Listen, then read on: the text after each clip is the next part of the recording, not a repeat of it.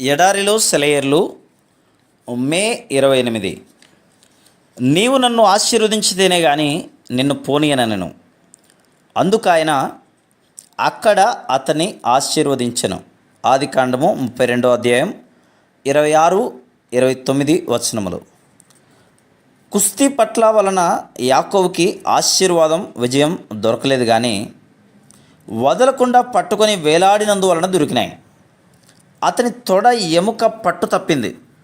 అతను ఇంకా పోరాడలేడు, కానీ తన పట్టు మాత్రం వదలలేదు. పోరాడడానికి శక్తి లేకపోయినా తనతో పోరాడుతున్న ఆ వ్యక్తి మెడ చుట్టూ చేతులు వేసి వేలాడబడ్డాడు.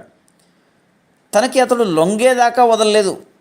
మనం కూడా పెనుగులాడడం మాని మన ఇష్టాన్ని మరిచి మన చేతుల్ని తండ్రి మెడ చుట్టూ వేసి అంటిపెట్టుకునే విశ్వాసంతో వేలాడితేనే కానీ మన ప్రార్థనలో కూడా విజయం దొరకదు. సర్వశక్తిమంతుడైన దేవుని చేతుల్లో నుండి ఆశీర్వాదాలను గుంజుకోవడానికి మన బలం ఏపాటిది? బలవంతంగా దేవుని నుండి దీవెనలను లాక్కోగలమా? మన ఇష్టానుసారమైన తీవ్ర ప్రార్థనలు దేవుణ్ణి కదిలించలేవు. ఆయన్ని అంటిపెట్టుకొని వేలాడే విశ్వాసమే విజయాలను సాధించే విశ్వాసం. మనం కోరుకున్న దాని గురించి ఒత్తిడి చేసి ప్రార్థించడం వల్ల ప్రయోజనం లేదు. నమ్రతగా, తగ్గింపు స్వభావంతో, దేవా నా ఇష్టం కాదు నీ ఇష్టం అన్నప్పుడే, మనలోని అహం లేక స్వలాభాపేక్ష చనిపోయినప్పుడే దేవుని సముఖంలో మన అభ్యర్థనకు ఏమన్నా విలువ ఉంటుంది. కుస్తీ పట్ల వల్ల కాదు, పట్టుకుని వేలాడితేనే మనకు దీవెనలు దక్కుతాయి. మనకి కావలసిన విషయం గురించి బంకలాగా పట్టుకొని అదే పనిగా దేవుణ్ణి అడగడం మంచి పని కాదని చెప్తూ ఒక భక్తుడు తన ప్రార్థన అనుభవాన్ని ఇలా చెప్పాడు. మా అబ్బాయికి ఓసారి చాలా జబ్బు చేసింది.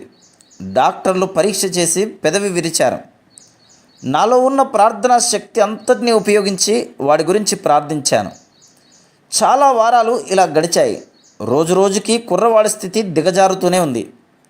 వాడు అలా మంచం మీద పడి ఉండగా ఒకరోజు అక్కడ నిలబడి వాడి వంక తదేకగా చూశాను. ఇలానే సాగితే ఇంకెంతో కాలం బ్రతకడు. వెంటనే మోకరించి దేవుడితో చెప్పాను, దేవా నా కొడుకు కోసం ఎంతో సమయం ప్రార్థనలో గడిపాను, లాభం కనిపించడం లేదు.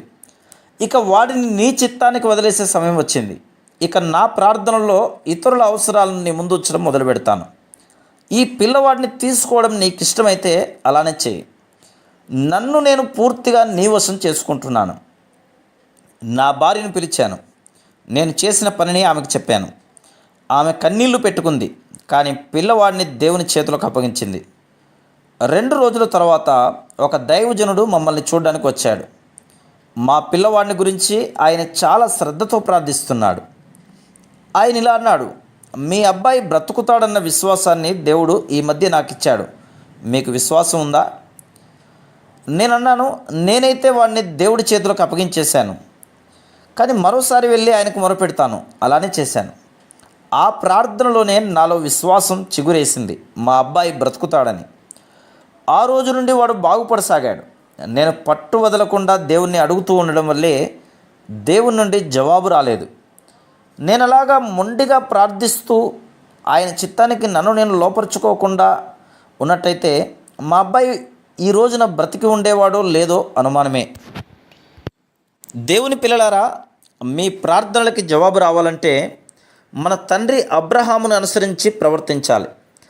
ఎంత త్యాగానికైనా వెనుదీయనంతగా ఆయన ఇష్టానికి మనం లోబడగలగాలి. రోమా 4:12 చూడండి. Praise the lord.